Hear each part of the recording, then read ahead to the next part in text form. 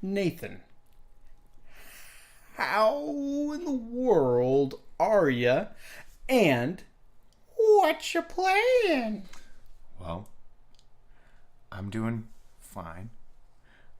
It's been a while, but everything's been good. You've probably grown 3 feet since you've been on? Probably a whole 3 feet. I would say so. But the most significant change is I've been playing, and it's got to do with what I'm playing. I've been playing a real good game, Steven. You might have heard of it. You've been playing a real good game. You might have heard of it, Steven. It's called The Legend of Zelda: Ocarina of Time. That's one of the more obscure Zelda games, I think. Most people don't really know. No. It's kind of like a doesn't have the best reviews. Nah.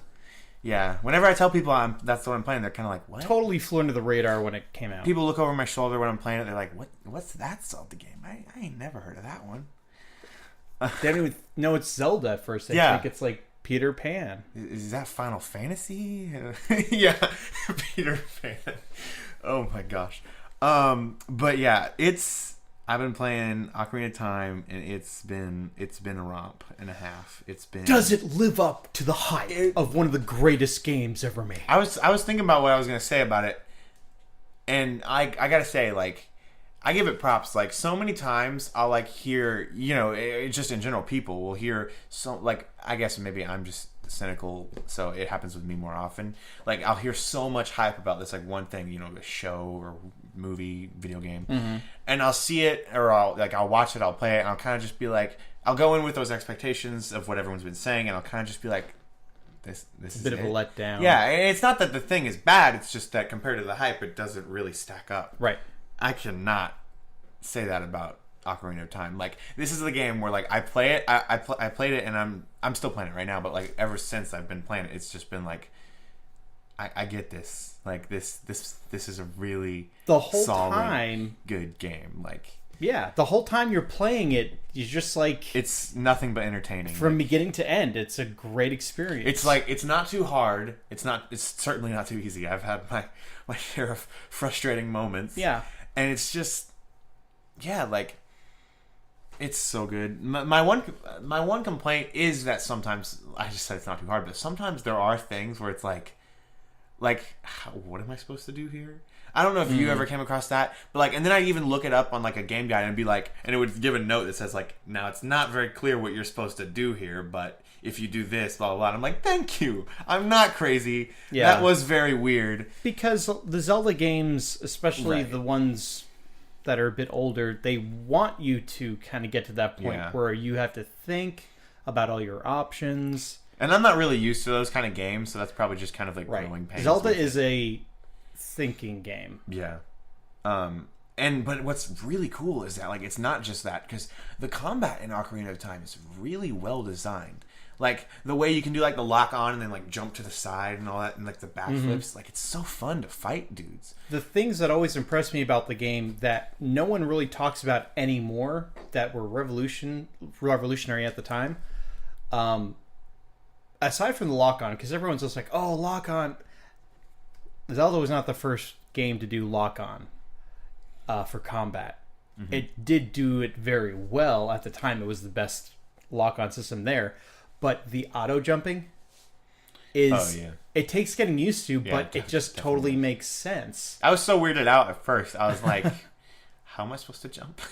Yeah, you just run off the edge of something. Yeah, I mean it's a perfect way to save a button, for doing something else. Exactly, because you use all the buttons. Yeah, and the way the ocarina is used is so fun.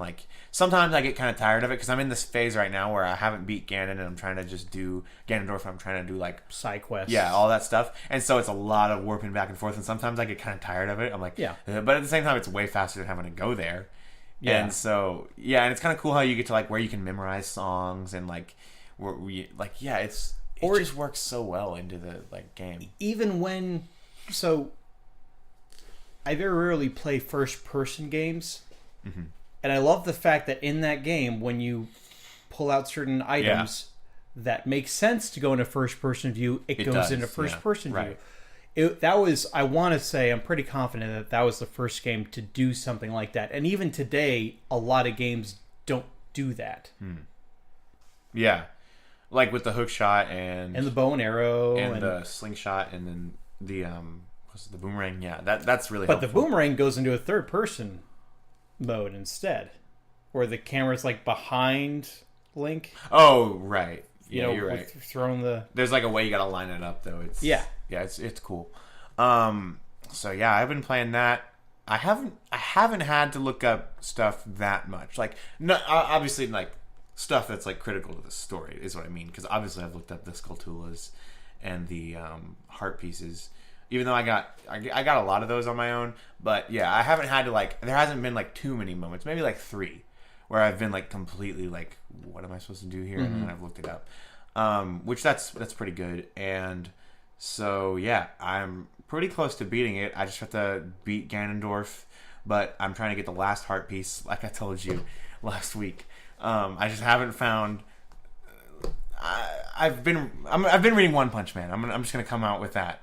Like, I've been reading One Punch Man, so when I have free time, I sit down and I'm like, I could get on my 2DS and get up a website with the heart pieces and go through all of these tasks that I'm pretty sure I've done before. Or I could read One Punch Man, and I'm just like, One Punch Man's looking real good right now. But I'm almost done with my One Punch Man, so I'm gonna get to it, and then I'll beat Ganondorf, and then I'll be done. But right now, One Punch Man is standing in the way. Fantastic manga, by the way.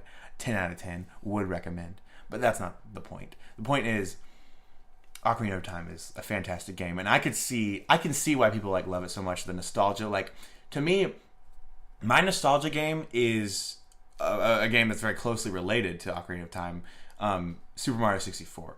That was the first game I played like all the way through. I remember I had a friend over for like a sleepover, and he brought us his DS and he was playing it, and I was like, what's that?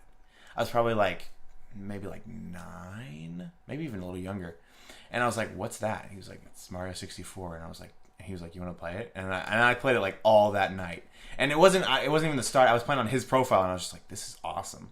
And then I got a DS and I got a Mario 64. I can see how, like, if it was reversed and if it was Zelda, like, looking back on it, I like it would fit perfectly there too. Like, it's just that kind of game. Like, it would have that like love still, and I love it now, and I didn't grow up playing it, right. So I can understand why people like so many times, like, people will grow up with some like fun thing, and they have like they see it through like these like rose-colored glasses, right? And then they get older, or like other people give their opinion on it, and they're kind of like, and then they realize, oh, it wasn't actually that cool. I was just, like, I've just been distanced from it, and I'm older, and it's not that fun. Not the case with this game. This game is like, it's timeless. Like, you know what I mean? Yeah. Like, it's such a good game. I still think that there's things that developers can learn from studying it. Yeah, it's a really good game. So, I'm not sure what I'm gonna do after I finish it. I'm letting someone borrow my NES right now. Don't let them keep it. I know. I think I'm gonna. I'm either gonna get that back and finish Zelda 1, which I've been playing for so long and I haven't finished it. And I feel kind of guilty. You were playing Zelda 1 when you were last on the podcast. Yeah. For a long time. So I'm either going to get it and then beat it and then give it back and then play Majora's Mask. Or I really kind of want to play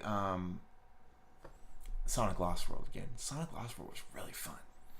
I'm actually going to be playing that pretty soon. I'm going to actually play the Wii U version alongside the 3DS version. Do you have I really want to do that. I don't know how much better the Wii U version can be. So the first one is so fun. Like, it handles so well. Yeah. Like, you've played it all. Like, what of that game have you played? I played a couple of levels on each version. Okay. And it's just basically the Wii U version. The camera's pulled back further so you can see more of the level. The levels are more complicated, but it is essentially the same game. It handles the same way. Yes. Like, yeah, it's so fun. Obviously a very different game from Zelda. And What's disappointing to me is that Lost World is the first fully 3D Sonic game on a portable system. And it was pretty early on in the 3DS's life cycle. And they haven't made another one since. Like another Lost World? They haven't made another 3D another... Sonic game on the 3DS. Like, they made 2 Sonic Boom titles, and those were 3D graphics, but 2D gameplay. Oh, really? Sonic Boom? Oh, yeah, that's right. Yeah, but they actually weren't that bad. Wait, was it 3D on the Wii U? What? Sonic Boom. Was it not? It was fully 3D on the I thought Wii U. so. Yeah.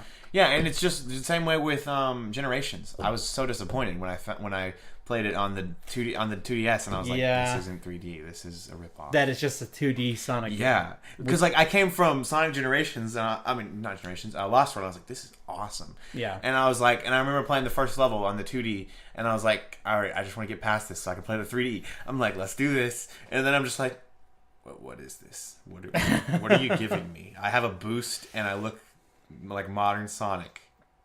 This is not 3D. This is not what I wanted. Yeah. Actually, I still haven't finished that game. Funny story. The boss is so freaking frustrating. The last one? Yeah. Yes. On the DS, have you played it? I played on the DS and the PS3. There's this one stage at the end where you have to like avoid. I can't even remember it very well, but you have to like move side to side to avoid this thing, and like it's so finicky. I'm like, I don't know that I'll ever like. I feel really bad about it. I really should honestly just get back to it, and just be done with it, put it to bed. But it's not a. It's definitely there's a big difficulty spike with that last boss. Yeah, all the other bosses were easy, like so easy. Agreed. But so yeah, I'm playing Legend of Zelda, and it's fun. I'm almost done, so I'm contemplating what to do next. So now I got a question for you, Steven. What could it possibly be? I don't know. Maybe it's something like, "What are you playing?" Did I say that right? So what you playing, Steven? It's surprise me. It's really no surprise. I might have heard of it. What is it? There's only so many ways I can introduce me talking about playing Breath of the Wild because I'm still playing through Breath of the Wild. Is that one of those like third-party Zelda games? Like by Nintendo. Oh, I think I've heard of it. Anyway, skipping. We've got Zelda fever, dude. I know. And there's no Zelda topic tonight, is there? So great. No Zelda. That's just sad. On the docket. That's all right. So, I've done all the DLC, and a lot of people did not like the second pack of the DLC where the main attraction was the Champions Ballad. What's that? It's this long side quest. It's like probably the longest side quest in the game now. What do you do? Well, there's 3 different phases. First, you get an item that is called, I think it's called the One-Hit Obliterator. And it does what it sounds like it does. It defeats enemies in one hit. But it saps all your strength so that you only have a quarter of a heart. Oh. So you die in one hit. Can you kill Lionels in one hit? Yeah, but you don't use it on Lionels. You only use it in a specific area. And you only fight Bokoblins, Moblins, and Lizalfos. Okay, when did Bokoblins come into existence? The first game they were in was Twilight Princess. Okay. What enemies from Ocarina of Time are in that? Are in Lizalfos. Oh, those really crappy jumping lizard dudes with the swords. They suck. Yeah. Is that it? I feel like that's because it doesn't even have the like little shrub dudes that pop up and shoot those like acorns at you. You have Octoroks. Oh, the water versions. Yeah, they're in it. Mm-hmm. But not the green ones. The little leaf dudes. No Deku Scrubs or Keys are in it. Yeah, Keys are like a classic. You can't have a Zelda game without the Keys. Oh my gosh, Keys are annoying. The fire Keys, they come out of nowhere, and it's like I turn around to hit them, but it's so hard to hit them when you're not targeted onto them. Mm-hmm. Like, and especially when I'm Kid Link and I have that stupid wooden shield. and they burn me, and your shield's gone. Those things are hard to come by. I don't want to go by a shop and buy one every time it gets burnt up. Anyways, You could just use the Hylian we're shield. we're talking about Breath of the Wild. So, side quest. It's a fun yeah. one. It's really good because a lot of people were saying, so in the first one, because there was 2 packs of DLC. And the first one was like a dungeon or like a few new dungeons, right? And Yeah, so each pack you get these masks and extra outfits that you can collect that are just fun. What do masks just kind of just make you look different? Well, they usually have an ability too. Oh, okay. But they're all tied to like previous Zelda games. Trying to think from you can get Phantom Ganon's outfit. Oh, that's cool. Yeah, and it actually looks really Now, neat. were the dungeons cool? The DLC dungeons? Yeah, and I'll get to that because the main feature of Pack 1 was the Trial of the Sword. Because the Master Sword in the game is kind of in a depowered state unless you are around either a guardian or you're in Ganon's castle. And then it's like it glows and it's twice as strong. If you go through the Trial of the Sword, it will always be full power.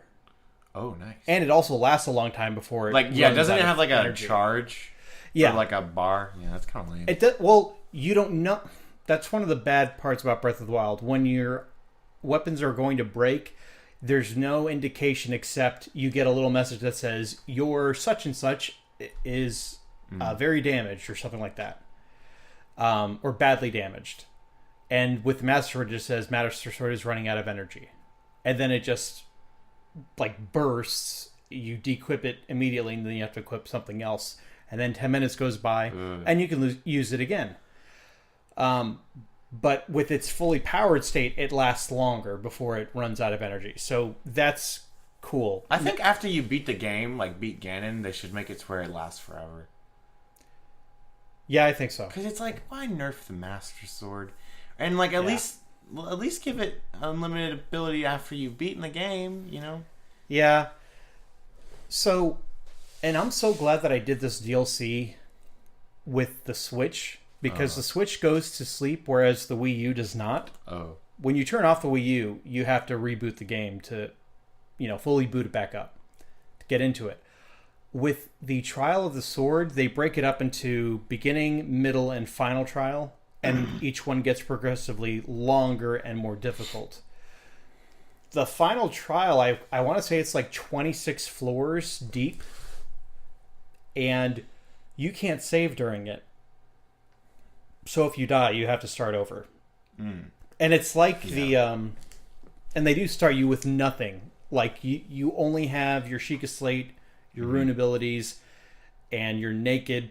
You've got no armor, no weapons, and that's how you start. And then you just have to kind of gather whatever materials you can to stay alive and defeat all the enemies before you can move on to the next floor. So it was interesting doing that, but at the same time, I had to take breaks. I have a life. I've got to go to work and go to bed at certain times. And so if I had been doing this on the Wii U, I would have been so frustrated because there was no option to save anywhere. Like, they even have safe rooms or safe floors where you cook yourself meals and gather some more materials, but you can't even save there. So that was like, and I understand what they were doing. They were like, we want you to do this in one go. It's not going to be as difficult if you could just save. So, I did beat that, but then a lot of people have been saying like, oh, the Champion's Ballad's not as good as the Trial of the Sword. It's much better. You get more story cutscenes. They divided into 3 parts. There's the one-hit obliterator part, which was interesting, and you could save during it. And then you kind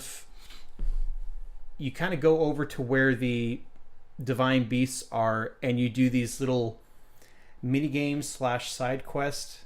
It either involves like going through rings like as fast as you can, or beating a particular monster. But you do those 3 things, then you go into that divine beast. you fight the boss from that Divine Beast again, and then your power that you got from that champion of the Divine Beast recharges in half the time. Oh, that's cool. Yeah, so it's really valuable to have. And then you do it for all 4 of the Divine Beasts. Then, the last part of the side quest, you go back to the Shrine of Resurrection, and it's an elevator that goes down to a 5th dungeon. That's just like the Divine Beasts. Oh. And happy to say, I beat that without consulting any guide or anything like that, because I do have a strategy guide, but it doesn't involve any of the DLC. So, in Trial of the Sword, the only thing I looked up, I got to the final floor, and the final floor, you are fighting about a dozen bokoblins on horseback, a Lionel, and one of the Sentry Guardians that don't move, but that still shoots lasers at you. And I got there, I was like, is this the last floor? Because this is crazy, because if it's the last floor, I can just use all of my, strongest stuff. And I looked up online, it's like, yeah, that's the final floor. I was like, thank goodness, Ancient Arrow everything. Yeah. Because that's a one-hit kill there. So, I did the dungeon. You fight a very cool final boss, and I won't spoil it for anybody, but the boss of that extra dungeon is really cool. Is it Shadow from No, Sonic? it's some... No. No? That'd be awesome. It's something you've seen in the game, but you would not expect to be a boss. I'll just say that. I bet it's the old man. No. I bet it's... I don't know anyone else other than all the dudes who are like the dudes over the Divine Beast. And then when you beat it, your reward is you get the Master Cycle Zero, which is the motorcycle in the game. Oh, that's how you got it. That's how you get it, Okay. yeah. That's cool. Right. That sounds like fun. So it's like you're fighting the divine, because you said that this last dungeon is like a divine beast, and so you get like a special ability from it. Does the motorcycle have like a duration that you can ride it for? It runs out of fuel, and then you have to... that's right. That's all. But other than that, you can summon it, and then for some reason, you can't summon it in the desert. Does it have a pretty big tank? Yeah. If you ride it around for nonstop, it'll probably take you probably close to 10 minutes to run out of gas. Okay, yeah, that's pretty good. But yeah, I like it. I like the DLC. I think it was worth $20. I know it was a bit critical when they first announced, like, oh, Zelda's going to have DLC, and I didn't like that idea. But I think it's worth it. If you're playing the game and you want more stuff to do, even though the game is jam-packed with stuff to do already. Right, it's Zelda. It's worth the $20. And right now I think it might even be on sale, but saying that in a YouTube video, like, I hate saying things that are limited time. Yeah. Oh my gosh. May not. The side quest in Ocarina of Time where you get the masks was the most annoying side quest ever. Like, you're just going back and forth, different places. Give this to this guy. And then when they introduced the stuff that expires, like the frog, so the frog, you got to get it to the doctor at, like, the lake. Oh, this is for the Bigoran sword. Yeah. Oh, you're right. The mask, yeah. Okay, sorry. At least it's for something that's actually cool and good to have. Yes. But it's still like... By the way, should I use that on my last fight against Ganon, or would it be more useful to... Or I guess there are different stages. Like, there's probably a stage where I need to use my shield a lot, right? In that boss fight? You already used the Spirit Temple? Yeah. So you already completed the Gerudo's training grounds. Yeah. Or not the training grounds, but the fortress where you get captured. Yeah. That's the only time I go back to the Master Sword, because the Gerudo have that one move that if they hit you with like a spinning move, it doesn't matter how much health that you have, it will knock you out. Oh, okay. So I should definitely use the Bigoran sword. Yes. Okay, but when they introduced that eye frog, the like thing for the eye drops, I was like, they were like, get this to the lake place before it expires. I was like, easy, Ocarina, let's go. And then it was like, frog expired. I was like, what happened? Yeah, you can't warp. I did it again, and I was like, what the heck? And I was like, you're going to do this to me? You're really going to make me run the whole distance? I hope you have Epona. That was so annoying. Okay, but speaking of the masks, I just have one question before we move on. was Majora's Mask made before Ocarina of Time? It's after. It was made after. Made after and chronologically. Okay, because I after. wasn't sure whether the whole mask trade thing was like a reference to Majora's Mask or if Majora's Mask came from that. Majora's Mask comes from that. The Happy Mask salesman, he's in Majora's Mask. Oh, yeah. That's why I was supposed to play it before. Well... Does the ending have something to do with it, too? The ending of Ocarina of Time? Yeah. Absolutely. Oh, okay. Yeah. Cool. All right. Well, all right. I'll have to see. So, yeah. Wait and see.